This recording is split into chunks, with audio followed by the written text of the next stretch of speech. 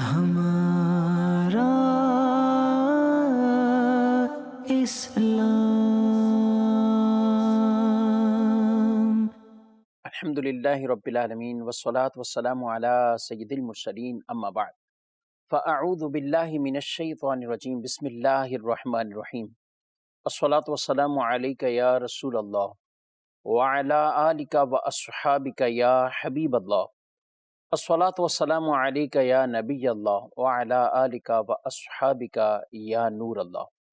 مدری چینل کے ناظرین، پروگرام ہمارا اسلام میں آپ کو خوش آمدید کہتے ہیں۔ اللہ رب العالمین ہم سب کو اسلام کی خوبصورت تعلیمات پر عمل کرنے کی توفیق عطا فرمائے۔ ہمارے پیارے رسول صلی اللہ تعالی علیہ وآلہ وسلم کی ذات اقدس پر درود و سلام پیش کرنے کے بے شمار فضائل و برکات ہیں، اور دنیا کے اندر بھی کئی ایسی برکتیں ظاہر ہوتی ہیں۔ ایک شخص نے بارگاہ رسالت میں عرض کی، یا رسول اللہ صلی اللہ علیہ وآلہ وسلم، میرے گھر میں تنگ دستی ہے، فقر ہے، فاقہ ہے، تو آپ مجھے کچھ ارشاد فرمائیں، یعنی کچھ پڑھنے کے لیے دیجئے یا کچھ وظیفہ پوچھا۔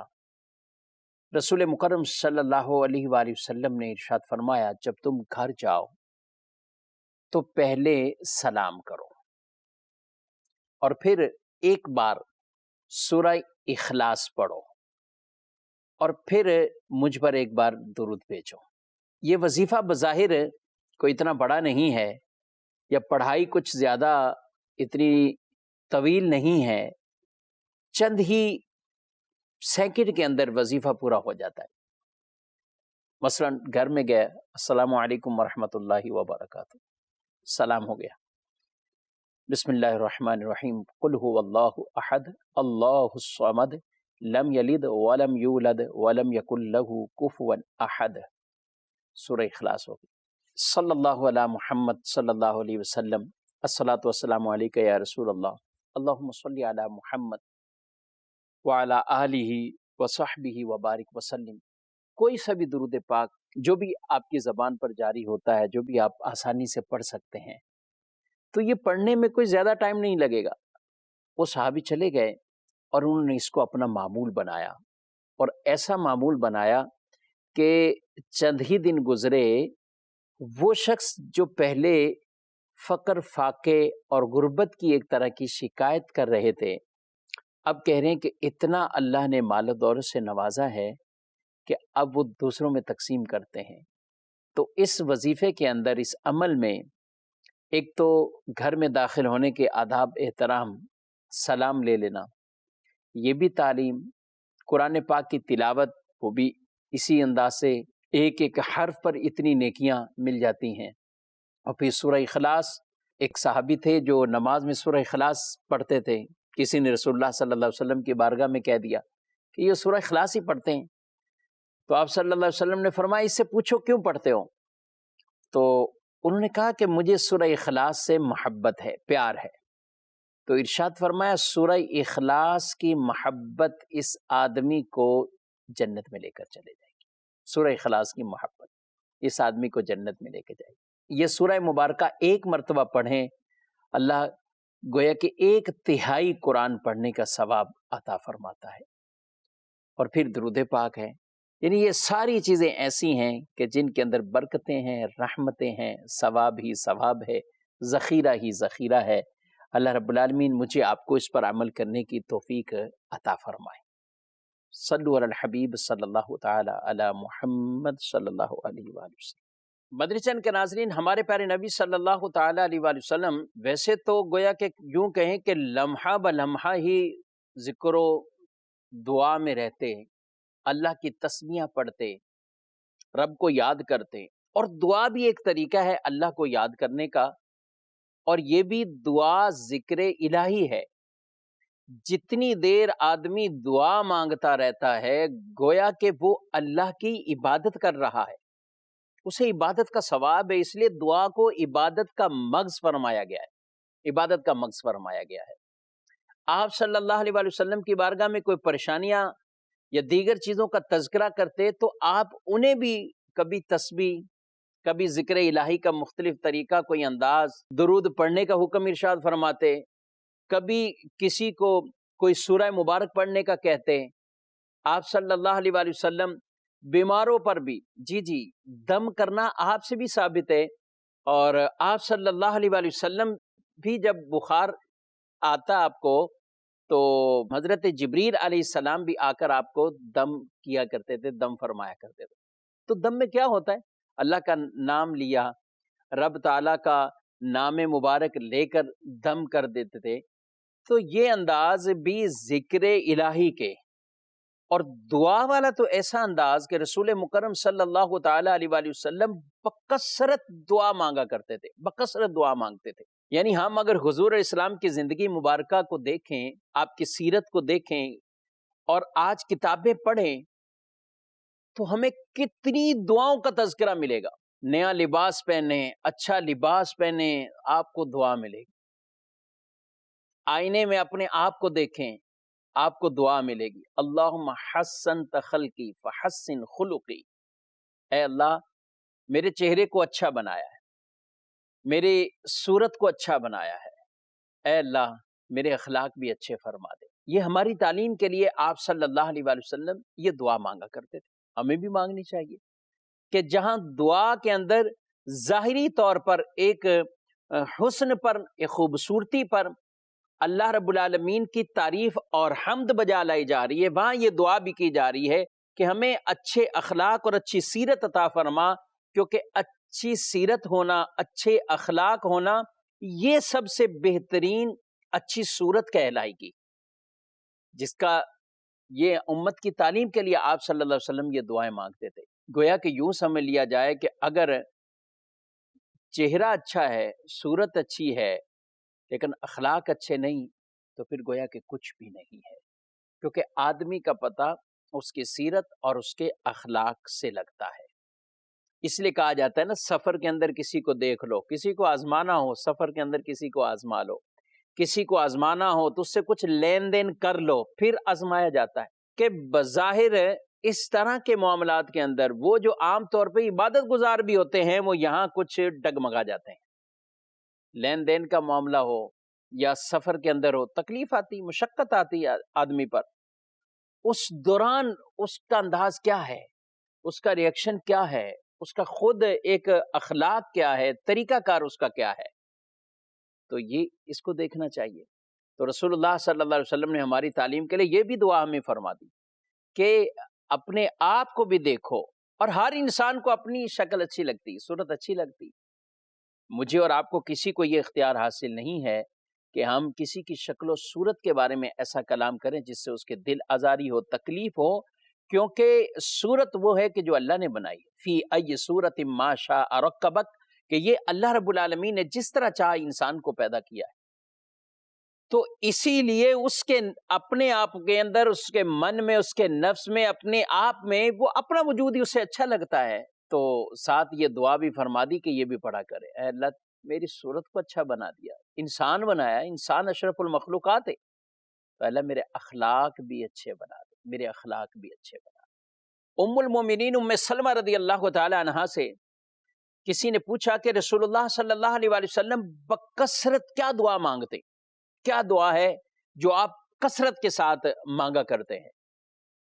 تو ام سلمہ رضی اللہ تعالی عنہا وہ یہ بیان کرتی ہیں کہ رسول اللہ صلی اللہ علیہ وآلہ وسلم یہ دعا مانگتے، یا مقلب القلوب ثبت قلبی علی دینک، اے دلوں کے پھیرنے والے میرے دل کو اپنے دین پر قائم رکھ، میرے دل کو اپنے دین پر قائم رکھ، استقامت عطا فرما۔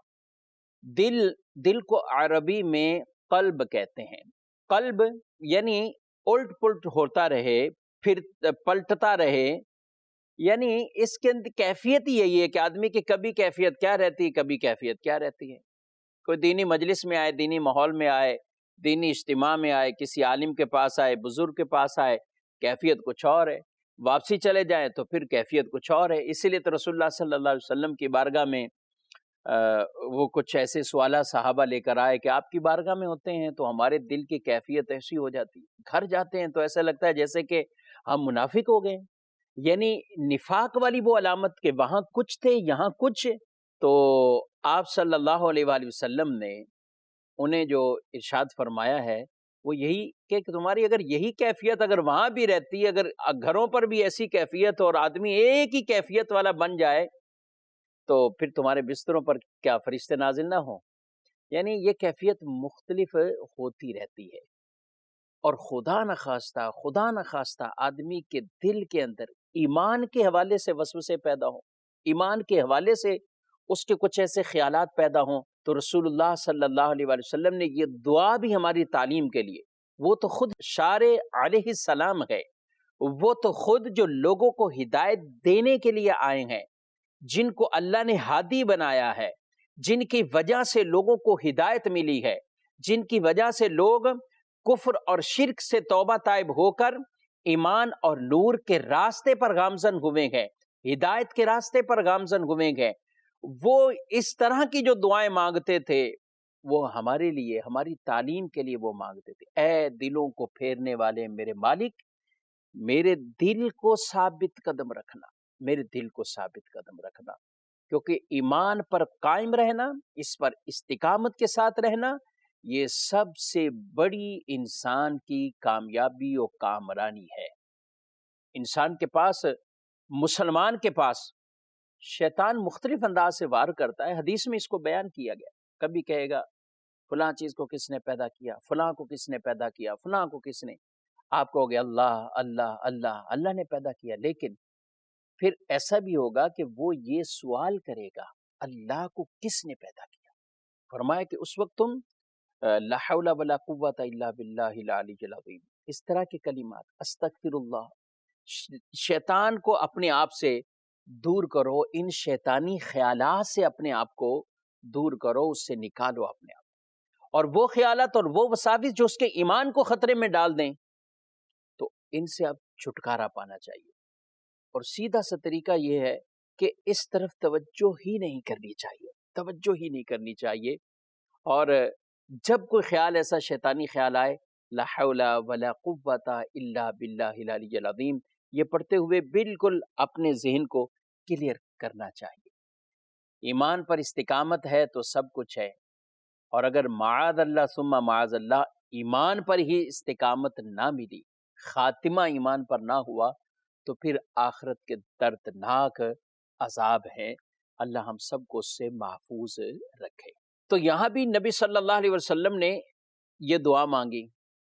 اچھا، آپ صلی اللہ علیہ وسلم صحت کی بھی دعا مانگتے تھے. صحت اللہ کی نعمت ہے، بہت بڑی نعمت ہے، اور آدمی جتنا بھی شکر ادا کرے اتنا کم ہے. بلکہ یہاں تک اسے فرمایا گیا اس کو غنیمت جانو قبل اس کے کہ تم بیمار پڑ جاؤ. لیکن جب آدمی صحیح سلامت ہوتا ہے پھر وہ اس نعمت کو غنیمت نہیں جانتا. ایک مالدار آدمی ہے تو مالدار کو یہ کہا گیا ہے کہ تم اپنے اس غنی ہونے پر اللہ کا یہ شکر ادا کرو اور اس کو غنیمت جانو قبل اس کے کہ تم فقیر کی حالت میں، غربت کی حالت میں چلے جاؤ. تندرست آدمی کو کہا تم غنیمت جانو قبل اس کے کہ تم بیمار نہ پڑ جاؤ. جوان کو یہ کہا تمہیں جوانی کو ہی غنیمت جان لینا چاہیے اس سے پہلے کہ تم بڑھاپے میں آ جاؤ.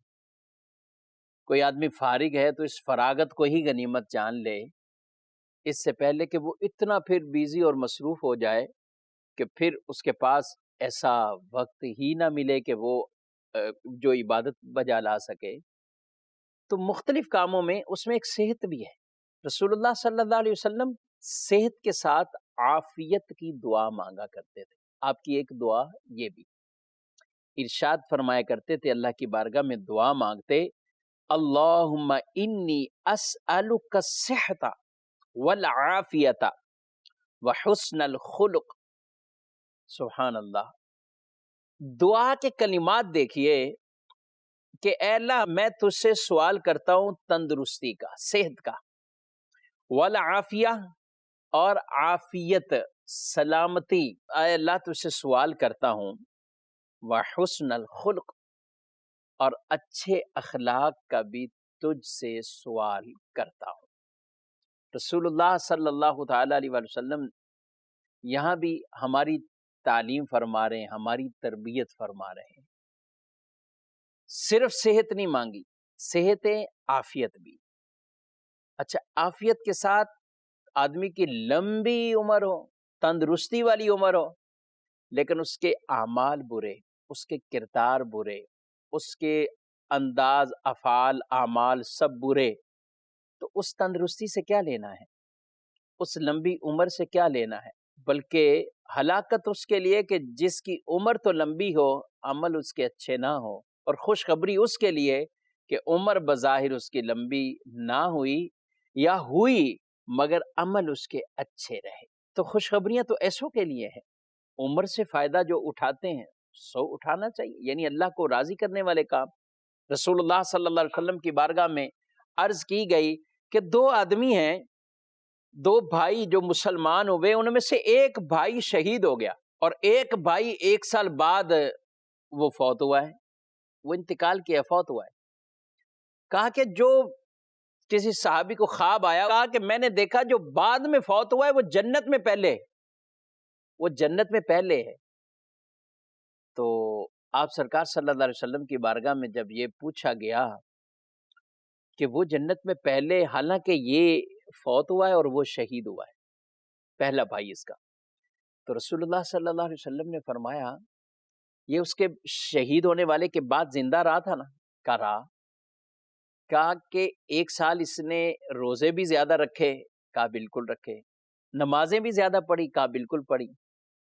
تو آپ صلی اللہ علیہ وسلم نے فرمایا جب 1 سال اس سے زیادہ عمر ہوئی اور اس سال میں اس نے یہ نیک عمل بھی کیے ہیں، اس لیے جنت میں بھی وہ پہلے داخل ہو گئے، جنت میں بھی پہلے۔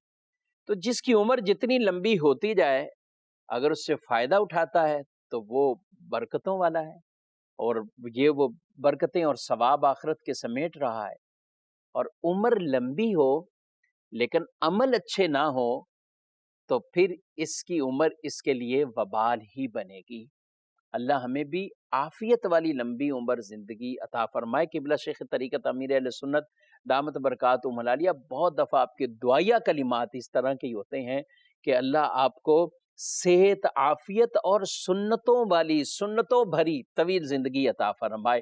بہت پیارے کلمات دعا کے آپ اس طرح ارشاد فرمایا کرتے ہیں، اور رسول اللہ صلی اللہ علیہ وسلم کی یہ دعا پڑھی کہ آپ ایسے دعا مانگا کرتے تھے، اللہم انی اسألک الصحۃ والعافیۃ وحسن الخلق، اے اللہ میں تجھ سے تندرستی کا بھی سوال کرتا ہوں اور عافیت کا بھی سوال کرتا ہوں اور اچھے اخلاق کا بھی تجھ سے سوال کرتا ہوں۔ تو مدنی چینل کے ناظرین، معلوم ہوا کہ رسول اللہ صلی اللہ علیہ وآلہ وسلم کی دعائیں بھی ایسی جامع اور جس میں ہمیں سیکھنے کو بھی ملے، اور کچھ ایسی چیزیں شامل کہ جن کے اندر اللہ کی نعمت پر ہم شکر بھی ادا کریں اور اپنے ایمان کی سلامتی کی دعائیں بھی رب سے مانگیں، اور رب جو نعمتیں عطا فرمائے اس نعمتوں کے زوال کا بھی ہمیں ڈر ہو۔ یہ ہماری دعاؤں میں یہ چیزیں شامل ہونی چاہیے۔ ایک دعا ہے رسول اللہ صلی اللہ علیہ وسلم آپ مانگا کرتے تھے، اور آپ کی دعاؤں میں سے اسے شمار کیا گیا کہ آپ صلی اللہ علیہ وسلم یہ دعا مانگتے، اللہم انی اعوذ بک من زوال نعمتک، اے اللہ میں تیری پناہ میں آتا ہوں تیری نعمت کے زوال یعنی چھن جانے، اس کے چلے جانے سے، اے اللہ میں تیری پناہ میں آتا ہوں یعنی زوال نعمت سے مجھے محفوظ فرما۔ یہ دعا مانگا کرتے تھے۔ وَتَحَوُّلِ عَافِيَتِكَ، اور یہ جو تیری طرف سے مجھے عافیت ملی ہوئی ہے، سلامتی ملی ہوئی ہے، اس کے ختم ہو جانے، مجھ سے پھر جانے سے بھی تیری پناہ میں آتا ہوں۔ تجھ سے یا اللہ ایسی مدد مانگتا ہوں کہ عافیت، سلامتی مجھے رہے، عافیت یہ مجھ سے جدا نہ ہو۔ آگے ارشاد فرمایا وَفُجَاءَةِ نِقْمَتِكَ، اے اللہ اچانک تیرے انتقام، تیری پکڑ سے میں تیری پناہ میں آتا ہوں، یعنی میری اچانک ایسی گرفت اور پکڑ اور انتقام یہ مجھ سے نہ فرما، اپنی رحمت ہی مجھے عطا فرما۔ وَجَمِيعِ سَخَطِكَ، اے اللہ میں تیری ہر طرح کی ناراضگی سے تیری پناہ میں آتا ہوں، تم سے ناراض نہ ہو، ہم سے راضی ہو جا، ہم سے راضی ہو جا۔ اچانک موت آ جانا، علماء نے لکھا کہ اس کے اندر چونکہ آدمی کو توبہ کا موقع ایک طرح کا نہیں مل پاتا، کوئی کسی طرح کی نیکی والی بات کہنے کا موقع نہیں مل پاتا، تو اس وجہ سے اس سے پناہ مانگی گئی ہے۔ اور یہ ہمیں دیکھنا چاہیے کہ رسول اللہ صلی اللہ علیہ وسلم کی دعاؤں میں یہ کلمات عملی طور پر بھی اگر ہم ان کو دیکھیں، یہ بھی ہماری تعلیم کے لیے تھا۔ زوال نعمت سے محفوظ رہنے کی دعا آپ صلی اللہ علیہ وآلہ وسلم وہ مانگتے، اور ساتھ ساتھ عافیت، پھر جو عافیت ملی ہے اے اللہ یہ بھی ہم سے ختم نہ ہو، ہمیں عافیت، سلامتی، ہمیشگی یہ عطا فرما۔ یہ بھی آپ صلی اللہ علیہ وآلہ وسلم کی دعاؤں میں سے ایک حصہ ہوتا۔ آپ گویا کہ ہر وقت دعاؤں کے ساتھ اٹیچ رہتے، گھر سے نکل رہے ہیں دعا، مسجد میں جا رہے ہیں دعا، رات کو آرام فرما رہے ہیں دعا، اچانک رات کو آنکھ کھلتی ہے دعا، آندھی آتی ہے دعا، بارش آتی ہے دعا، بازار جاتے ہیں دعا، کوئی چیز خرید رہے ہیں دعا، کوئی چیز کھا رہے ہیں دعا، کھا چکے ہیں دعا، پینے شروع کرنا ہے دعا، پی چکے ہیں دعا۔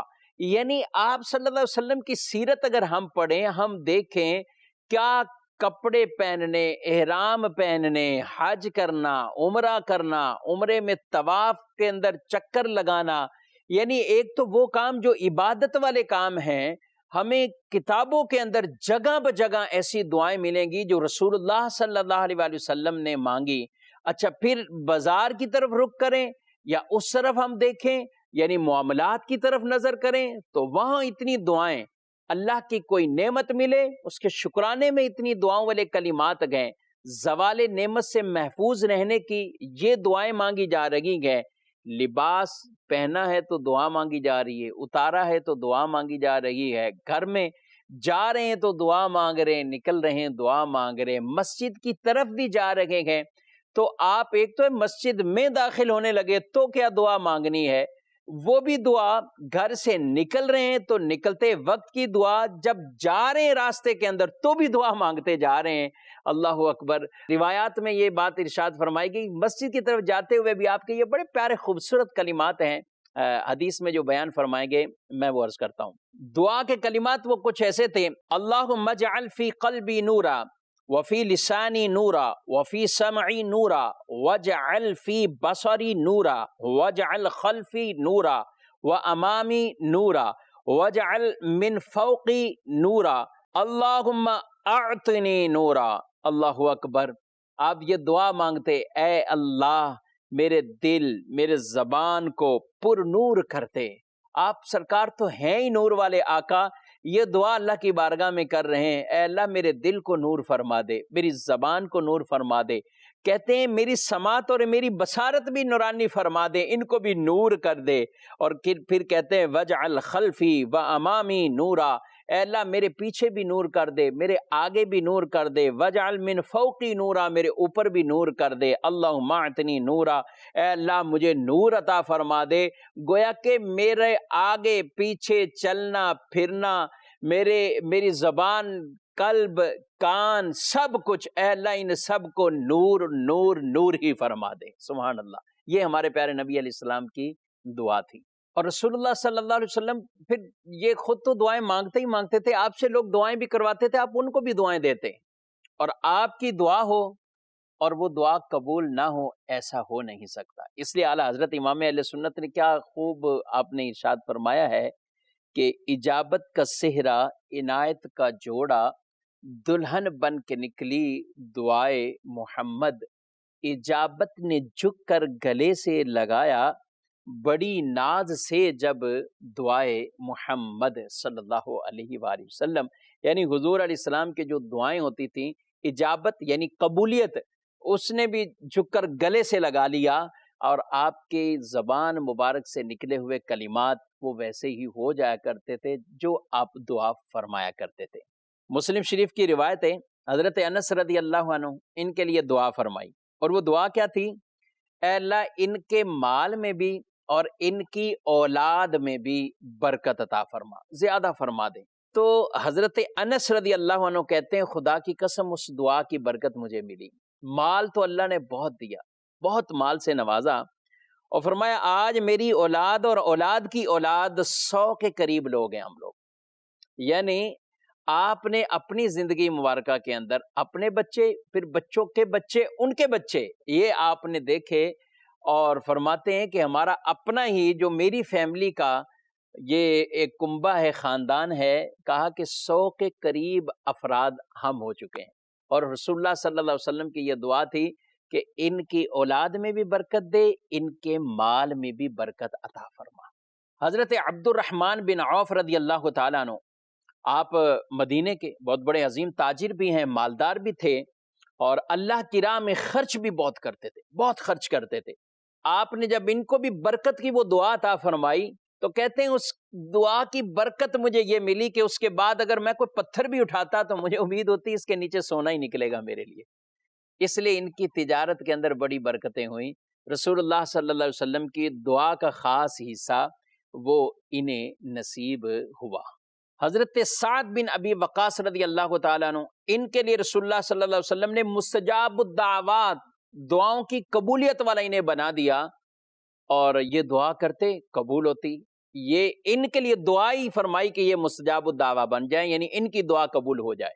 حضرت ابو قتادہ رضی اللہ تعالیٰ عنہ، ان کے لیے دعا فرمائی کہ تمہارا چہرہ تر و تازہ کامیاب ہے۔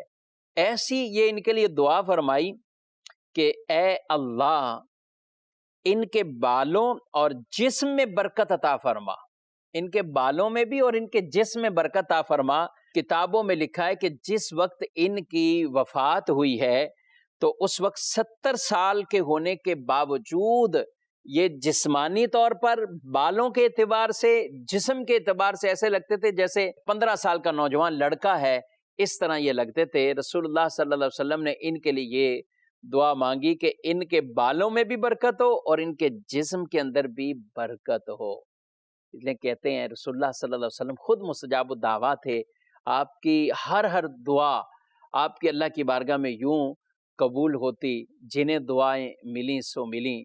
اور آج ہمارے لیے بھی دعاؤں کا اتنا یہ ذخیرہ ہے، چند میں نے یہاں پہ عرض کی ہیں، انشاءاللہ مزید رسول اللہ صلی اللہ علیہ وسلم کی پیاری دعائیں لے کر اسی سلسلے میں پھر حاضر ہوں گے، اور کوشش کریں کہ یہ دعائیں ہمیں یاد ہوں، اور مختلف مواقع اور مقامات پر ہم وہ دعائیں پڑھیں کہ جو رسول اللہ صلی اللہ علیہ وسلم نے مانگی، تاکہ اس دعا کی برکت ہم سب کو نصیب ہو سکے۔